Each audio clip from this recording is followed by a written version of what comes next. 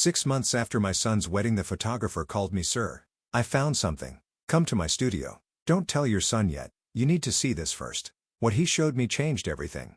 The call came out of nowhere. The photographer whispered, "Sir, you need to see something, and please don't tell your son yet." By the next sunset, I would learn the truth about my daughter-in-law and how deeply she betrayed him and me. Before I go on, let me say thank you. If you're here listening, it means more than you know. Some stories sit heavy on the heart, and sharing them feels a little lighter when someone's beside you. Tell me where you're listening from. And if these life lessons speak to you, go ahead and subscribe. Your support helps an old man keep telling the truth, one story at a time. You know, when you get older, life settles into a rhythm. Quiet mornings, a mug warming your hands, joints reminding you the body keeps its own calendar, whether you like it or not. My name is Arthur Reynolds, 70 years old, retired shop teacher. Hands rough from decades guiding teenagers through sawdust and stubborn nails, but steady enough to hold a coffee cup and a memory without shaking. I live in Santa Mesa, California, a town where folks still wave without thinking, where the hardware store clerk remembers your preferred screws and the park clock never ran right, but no one ever bothered fixing it because imperfections make a place honest. After my wife Linda passed 10 years ago, it's just been me and the routines we built.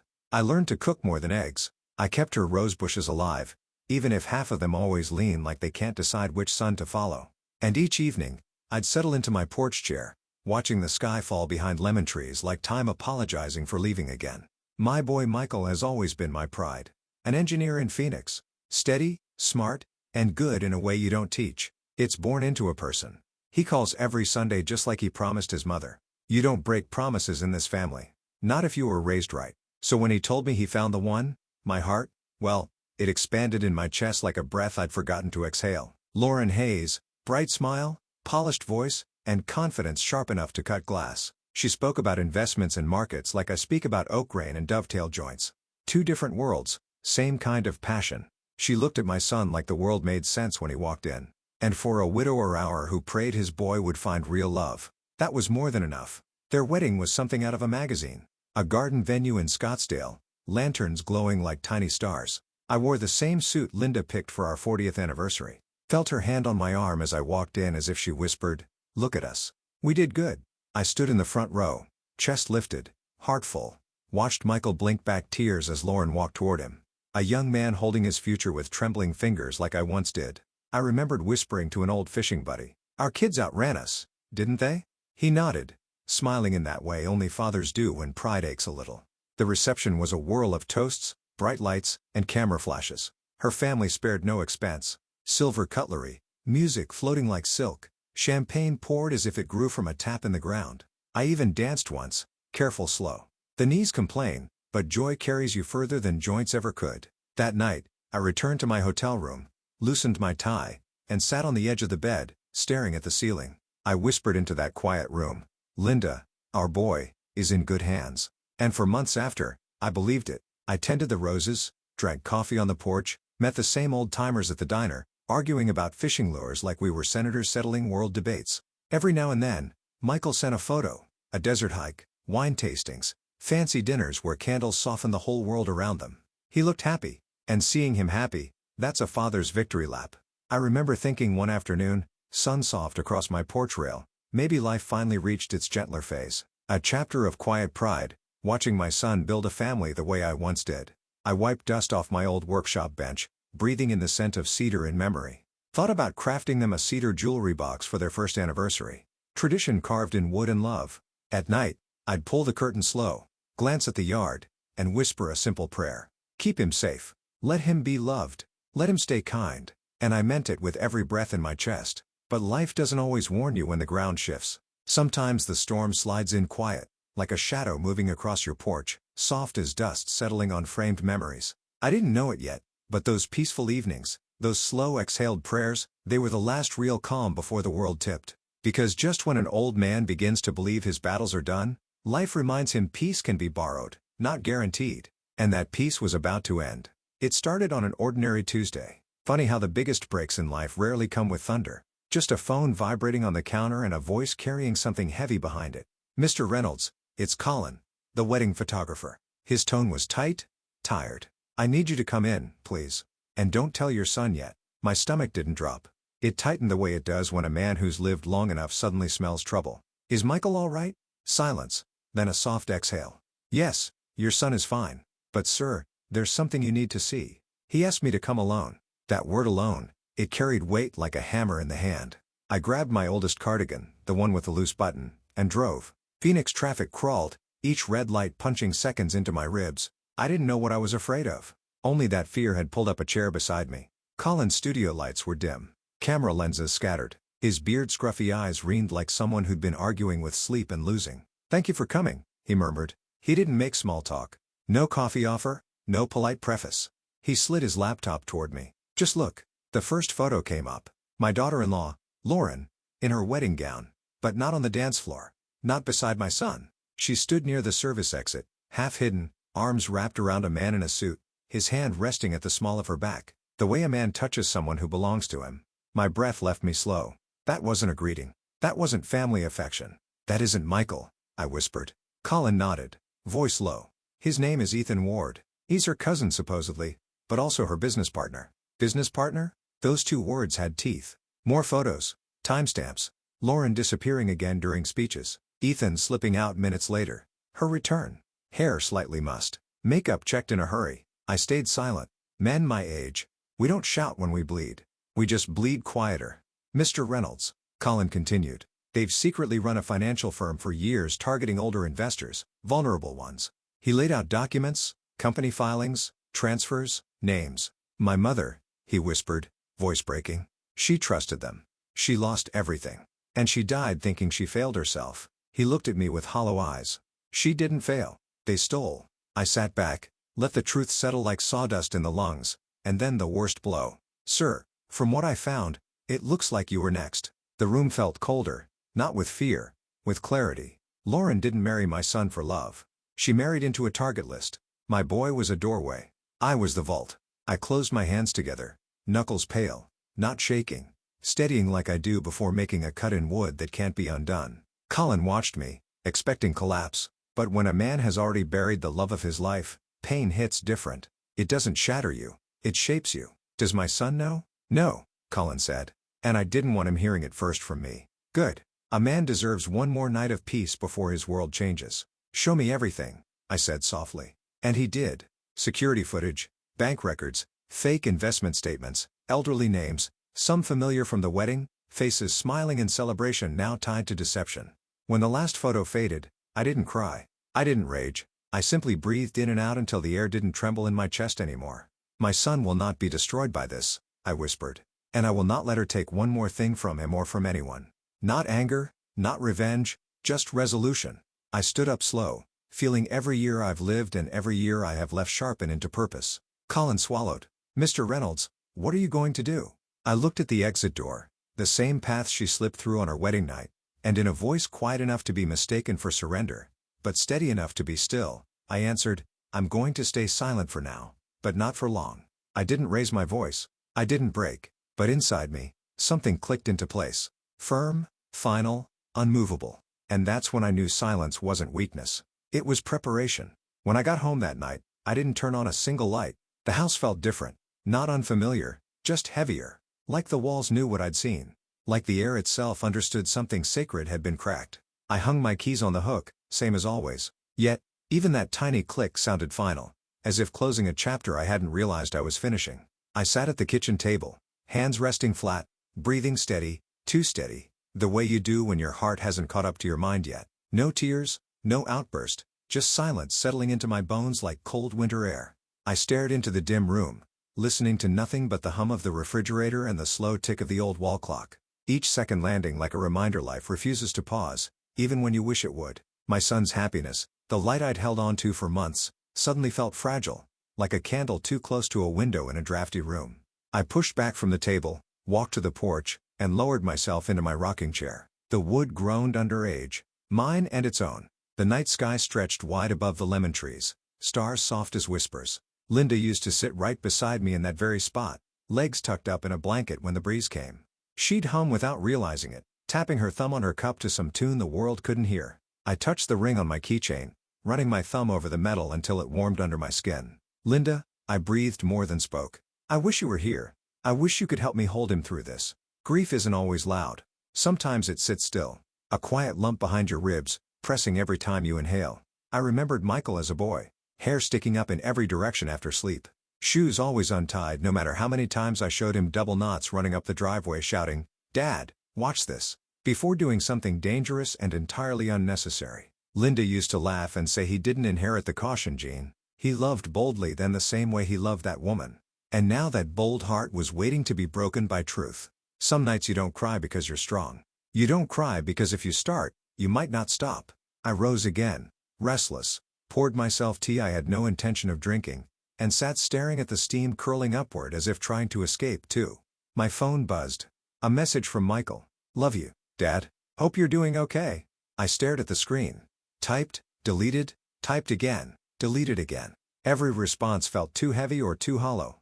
So, I wrote simply, "Love you too, son." Sometimes love is protecting someone from the truth until they're ready to face it. The next morning I tried out of habit more than hunger to make breakfast. Toast sat untouched. Coffee went cold before I ever reached for it. I wandered outside, hose in hand, watering roses that didn't need watering. The petals hung heavy, drinking more than they required, just like I was holding more than I should. The neighbor's cat strutted over, tail high, like he owned the whole street. I scratched behind his ear because sometimes your hands need to comfort something when your heart can't yet comfort itself. Inside again, I picked up a silver frame from my bookshelf, our family photo. Michael in his cap and gown, Linda's head resting on my shoulder. My arm wrapped around both of them like nothing could ever break that circle. I ran my thumb across the glass slow and gentle. "You didn't do anything wrong," I whispered to my son's smiling face. "You just loved the wrong person." The ache inside me didn't rage. It settled like dust after sandpaper. Smooth as a rough board. When I finally went to bed that night, sleep didn't come. The ceiling stared back. And somewhere after midnight, my breathing changed. Not heavier, cleaner, more certain. And that's when I sat up, feet planted on the floor. No rush, no panic, just purpose filling the space where hurt used to sit. A man learns eventually that some storms aren't meant to drown him. They're meant to carve a new river through the land he thought he knew. I took a long breath, hands steady on my knees. And in the quiet darkness of that room, I began to think very carefully. Not about suffering, not revenge, about protecting what I love, about doing it with grace. And with time, grief had finished its work. Resolve had taken its place. That night I sharpened. I woke before sunrise the next morning. No alarm.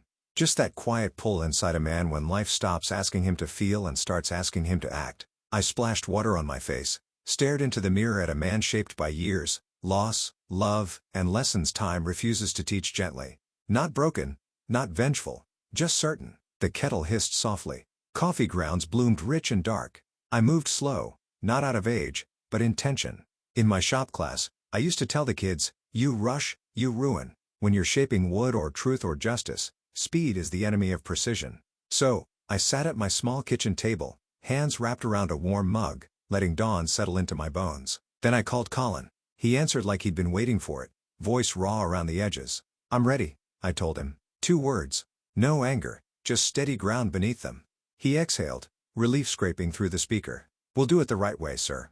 "Arthur," I said quietly, "if you're going to walk into a storm with a man, titles fall away."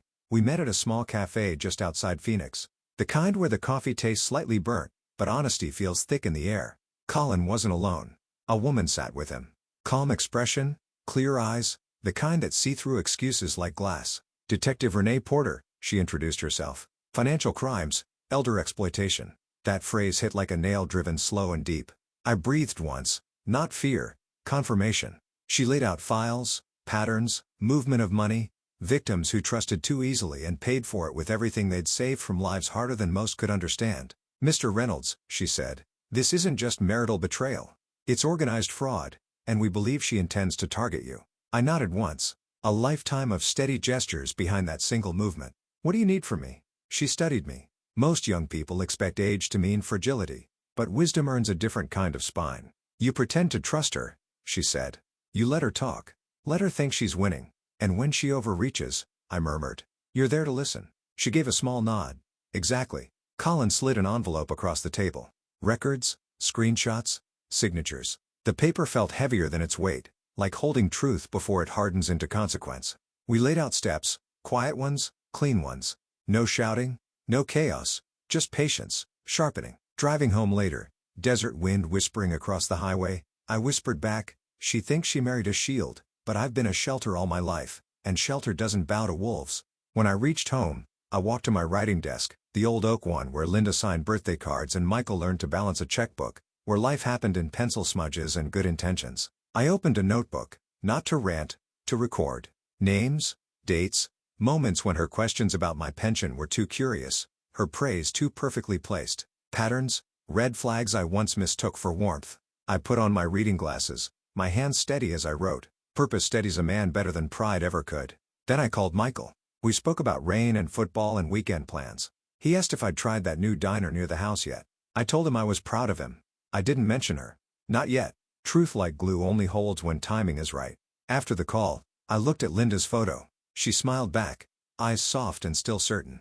You raised a stubborn one, I murmured. But I'll do this right. That night, I ironed a shirt, not because anyone demanded it, but because dignity is armor that never wrinkles when worn from within. I polished my shoes, the leather catching lamplight like quiet determination. I paused at the doorway before bed, hand on the frame, whispering, "For him, always for him." The photographer called, and everything changed. But change can be a blessing. Wearing a rough coat, the stage was set, the roles were chosen, and all I had to do was wait for truth to speak louder than lies ever could. I arrived early. Older men tend to, not from impatience, but because we understand the rhythm of life. When you're on the edge of truth, you don't rush the moment. You let it breathe. Her office sat on the second floor of a glass box building. All shine, no soul, fake plants, louder perfume than integrity, the kind of decor built to distract, not comfort. I wore a simple pressed shirt, polished shoes, and the quiet confidence of a man who's seen storms bigger than this. She smiled when she saw me. Too wide, too rehearsed. You came.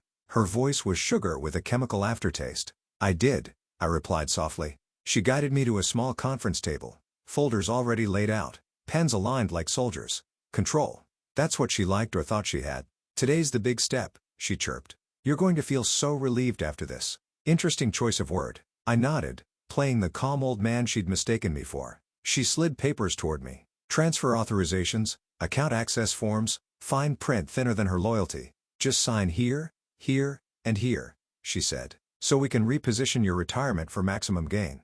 Her tone softened, fake concern wrapped in a bow. You've worked so hard your whole life, Arthur. You deserve to rest now. Let us handle it for you. I picked up the pen, turned it slowly between my fingers. Before I sign, I murmured, I'd like you to explain it to me again, step by step. Her eyes brightened like a wolf spotting lamb. Of course, she cooed.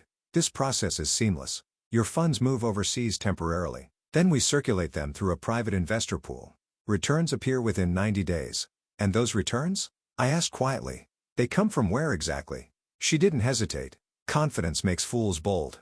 From new investor funds initially, she said. It's a growth cycle. Eventually, everything balances. My hand paused mid-turn. There it was. Confession. Arrogant, casual, dripping with self-assurance. I looked at her long and slow, not angry, just measuring the moment. And my son? I asked, did you move his money the same way? You should too. Trust the final nail. I set the pen down neatly, deliberately. She frowned. Is something wrong? I didn't answer right away. Instead, I slid my chair back, crossed my hands calmly on the table, and whispered, I think we're done here. Her expression twisted. Fear, anger, recognition of a game she was suddenly losing. You agreed, she hissed. You promised to move forward. I changed my mind. You can't do that. I just did. Her voice sharpened like broken glass. Arthur, do you understand what you're risking? I nodded slowly. Yes, my dignity, and I don't gamble that. Before she could speak again, the door opened. Detective Porter stepped in, calling beside her, a recording device in hand. Uniformed officers close behind. M. Brooks, the detective said calmly. You're under arrest for financial fraud, elder exploitation and securities violations. Her face strained, then flushed, then hardened. Predator cornered, teeth bared. You set me up, she spat. I met her eyes, held them steady as stone. No, I said gently. You set yourself up when you chose greed over people who trusted you. She lunged to grab her phone. Officers stopped her mid-reach. Handcuffs clicked, sharp and final. As they led her away, she threw one last glare at me. You think this ends with me? I let silence answer. Some truths don't need breath to stand tall. When they were gone, I exhaled. Slow, deep, steady. Justice isn't always loud. Sometimes it arrives in a quiet room with steady hands and open eyes. Colin placed a hand on my shoulder. Your son will be proud of you, I swallowed, throat tight. I didn't do it to be a hero, I whispered. I did it so my boy wouldn't spend his life wondering why the world turned cruel. Outside, the sun was warm. Not triumphant, just kind. And I realized something. Freedom doesn't always roar. Sometimes it sighs. I walked to my car, opened the door, and sat for a moment with my hand on the steering wheel. In that silence, I finally felt free. I sit on my porch most evenings now. Same old rocking chair. Same view of the street where kids still race bicycles and neighbors wave like life hasn't changed at all. Funny thing about truth, it doesn't explode your world all at once. It unthreads it slow, patient, one stitch at a time. And sometimes that's how you rebuild it too. Michael visits on Sundays, not out of fear or obligation, but gratitude and love, and that quiet bond only shared between a father and son who have walked through fire and refused to let it burn them bitter. He sits on the steps, coffee in hand, sometimes silent, sometimes talking about nothing. And somehow that nothing feels like everything. I don't look at him with pity for what he went through. I look with pride at who he stayed through it. Strength isn't loud. It isn't fists or fury. It's the soft choice to remain yourself even when betrayal tries to carve pieces out of you. Sometimes I think of her not to hate, just to understand how someone can lose themselves so badly chasing money they'll never feel safe holding. You can't build a future out of stolen tomorrows. So she sits with consequences now and I sit with peace. Fair trade. People ask me if I ever regret being quiet as long as I was. Truth is, no. Silence isn't surrender. Sometimes silence is the season before justice blooms. And when it did, it came steady and clean. Not in anger, but in truth. I remember the title of this story. 6 months after my son's wedding, evidence exposed the truth. Midway through it all, I whispered that line to myself, not as a reminder of damage, but as a promise of clarity. And clarity always comes if you wait with courage. I don't wish her pain. I don't hope she suffers. I hope she learns, because learning is the only real salvation any of us ever get. Maybe that's what aging really gives us. Not softness, not weakness, but the wisdom to know justice without cruelty and strength without shouting. So if you take anything from me, let it be this. Patience isn't weakness. Trusting isn't foolishness. And when respect is lost, you can reclaim it quietly, steadily, and with your dignity intact. And after all of it, sleep comes easier now. Peace sits in my chest like a warm stone. And that, I've learned, is worth more than all the money in the world. If you stood by me through this story, thank you. Tell me in the comments, would you confront or would you wait quietly like I did?